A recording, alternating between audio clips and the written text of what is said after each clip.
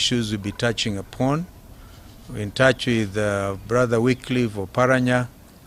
You have seen our brother Mwangi wa Iria. Mheshimiwa J.N. Kioni is in Deragwa, but is part of what we are saying today. And Mheshimiwa Wajakoya also is in Ingo, in Western Kenya, is part and parcel of the statement today. We will summarize our remarks, and I think the Secretariat is busy trying to type out an official version. But of course what we are saying is absolutely official. We have called for this presser in order to express and show solidarity with our doctors. And as you may well know, the strike that the doctors have called is also been joined by other technicians, the lab technicians and others, members of the honorable profession, the medical profession. We are also aware that as we speak, they are actually demonstrating.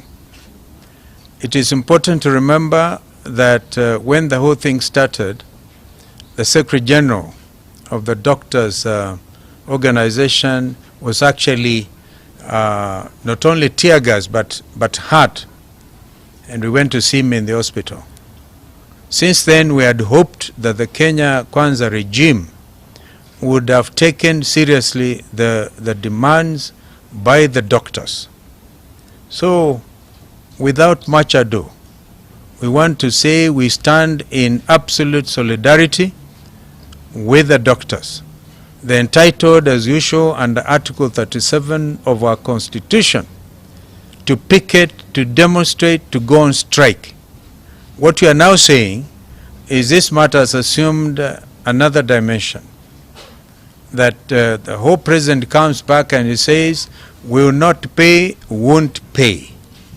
Goes on to say that they do not have, we have to live within our means. Now we all know that Kenya Kwanza regime has taken serious cognizance of the factors of production. We want to congratulate them for it. When they say they want to go for development in terms of economic growth and not consumption. But they've been preaching water and actually drinking heavy wine. Look at the style, the lavish style that they have assumed. If only they could cut down, because during the National Dialogue Committee meetings, we were able to address some of these issues, and a statement issued that they were going to cut down on travel, for example, that those traveling, say, within the region will all fly economy. But what has actually happened? We have seen exponential growth in expenditure by this government. We all are aware that the wage bill is high.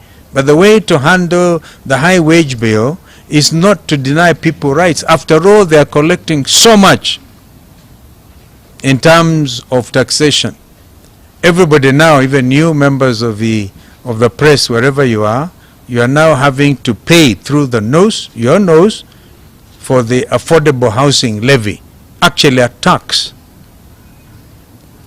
Now, what are they doing with all this money? That is what Kenyans are asking. Why don't you have collected all the money from every Kenyan, bleeding, literally, bleeding the economy in order to get money. So we can only come to one conclusion, that this is an extravagant regime. They want to be able to milk every penny out of the Kenyans and be able, and then even refuse to pay the doctors. We have established this morning that over 500 Kenyans have lost their lives following the doctor strike. You may even want to compare that to Shakahola. And it looks like nobody seems to care. We are here to say you will care, because if you don't, we are going to come back to this podium and make further statements with regard to showing solidarity with the Kenyan doctors. I want to ask either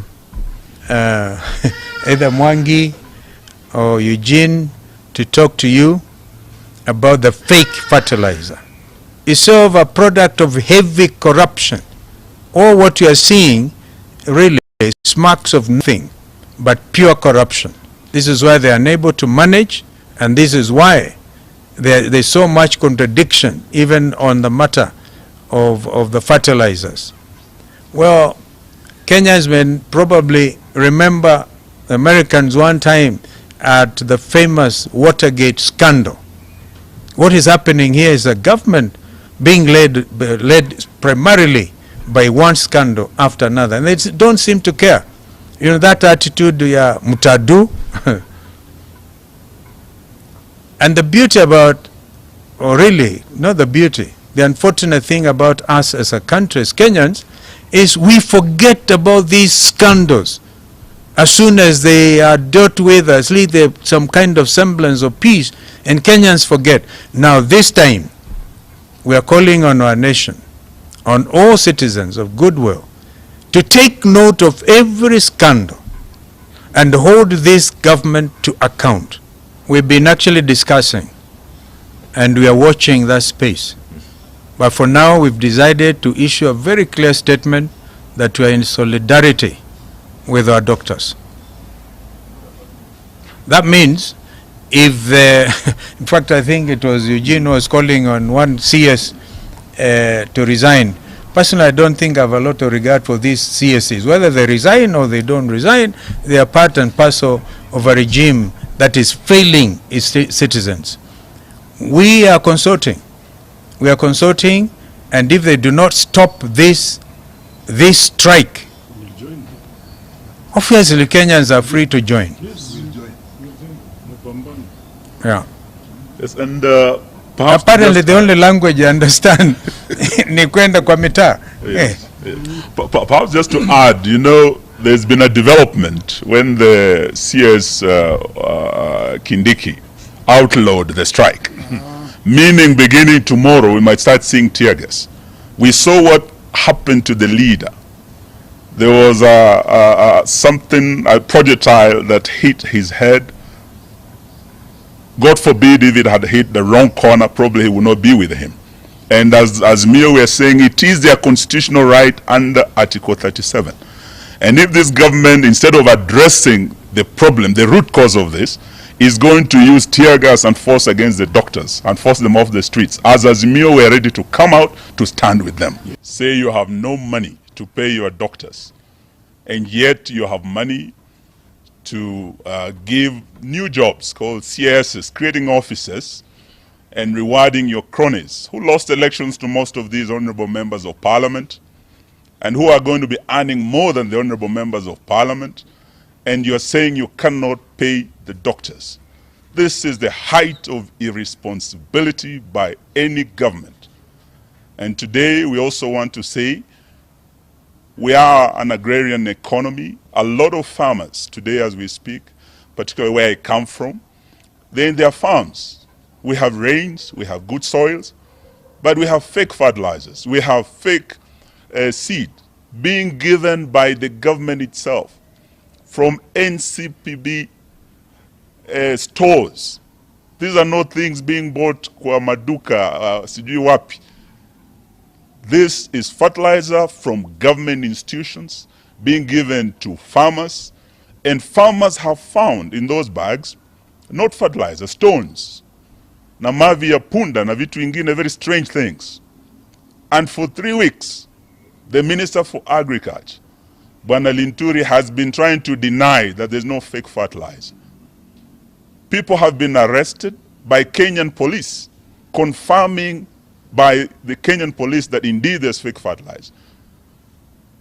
But now where we have reached, the left arm of government does not know what the right arm is doing.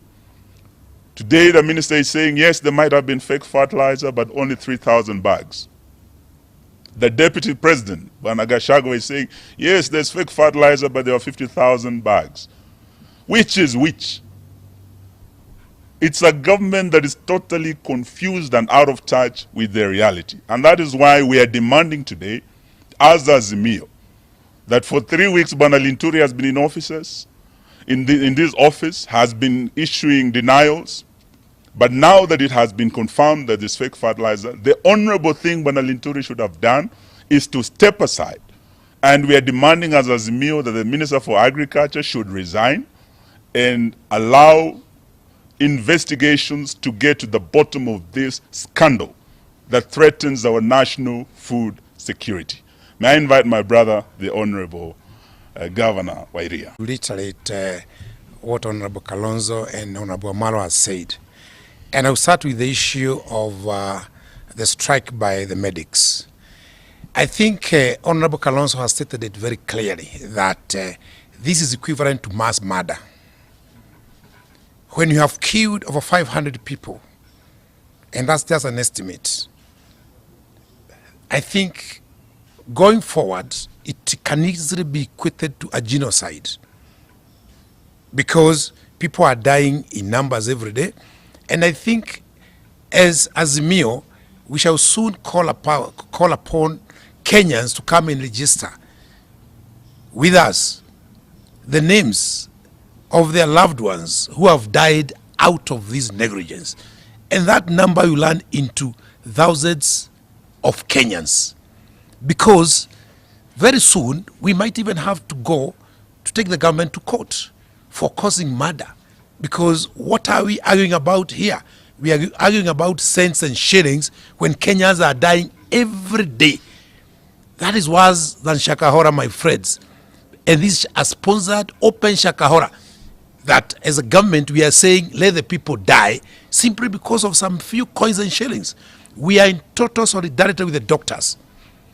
Even them, those who are causing death, when they fall sick, they will go and sleep over a bed and wait for the same doctors that they are currently punishing.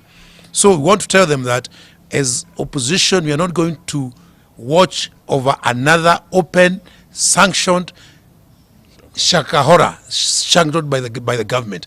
And to our medics, tuko pamoja. On the issue of fertilizer, this is a story of stone soup. You are boiling stones and you are telling your kids to wait for soup. So you are giving Kenyan farmers stones and you are telling them to wait for harvest. And we want to think that this is not the first time. It's only that it was discovered. Kenyans have actually been putting stones into their soils. And we are saying to the farmers, be careful, be watchful. You can even be given fertilizer for free, but you don't want free stones. Those stones can be used in doing the affordable housing. Thank you very much. Well done. Thank you. Very good. Are they okay? Okay. Oh, in Ashika. Okay, very good. Just introduce. Ladies and gentlemen of the press, good afternoon, and thank you very much for coming to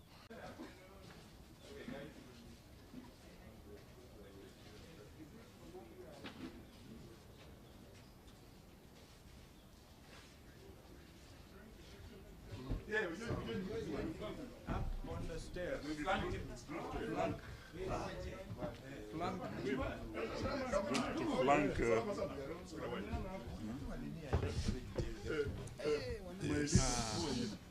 How do we probably just go?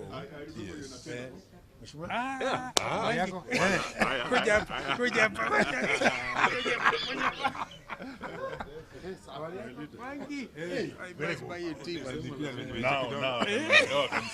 You can see. Now I can see. I can see.